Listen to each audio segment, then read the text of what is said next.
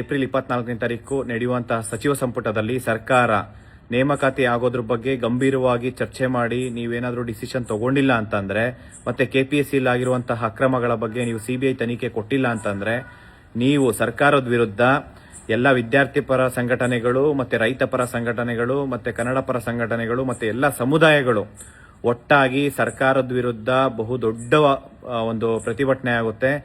ಸರ್ಕಾರಕ್ಕೆ ನಾಳೆ ತುಂಬಾ ಇಂಪಾರ್ಟೆಂಟ್ ದಿನ 24ನೇ ತಾರೀಕು, ಏಪ್ರಿಲ್ 24ನೇ ತಾರೀಕು ನೀವು ತುಂಬಾ ಗಂಭೀರವಾಗಿ ತಗೊಂಡಿಲ್ಲ ಅಂತಂದ್ರೆ ನೇಮಕಾತಿ ಪ್ರಕ್ರಿಯೆ ಆಗೋದ್ರ ಬಗ್ಗೆ ನಿಮ್ಮ ವಿರುದ್ಧ, ಸರ್ಕಾರದ ವಿರುದ್ಧ ಕರ್ನಾಟಕದಾದ್ಯಂತ ದೊಡ್ಡ ಮಟ್ಟಕ್ಕೆ ಹೋರಾಟ ಆಗುತ್ತೆ. ಸರ್ಕಾರ ಪೊಲೀಸ್ನ ಯೂಸ್ ಮಾಡಿಕೊಂಡು ಹತ್ತಿಕ್ಕಂತ ಕೆಲಸ ಮಾಡಿದ್ರೆ ಮುಂದಿನ ದಿನಗಳಲ್ಲಿ ಅದು ಆಗಲ್ಲ. ಹೋರಾಟ ಮಾತ್ರ ಯಾವುದೇ ಕಾರಣಕ್ಕೂ ನಿಲ್ಲಲ್ಲ. ಸರ್ಕಾರ ನಾಳೆ ನಿಮಗೆ ಒಂದು ದಿನ, ಕೊನೆ ದಿನ ನಿಮಗಿರೋಂಥದ್ದು. ನಾಳೆ ನೀವು ಗಂಭೀರವಾಗಿ ತಗೊಂಡಿಲ್ಲ ಅಂತಂದ್ರೆ ನಿಮ್ಮ ವಿರುದ್ಧ ಯಾವ ರೀತಿ ಹೋರಾಟ ಇರುತ್ತೆ ಅಂತ ಹೇಳಲ್ಲ, ಮಾಡಿ ತೋರಿಸ್ತೀವಿ ನಾವು.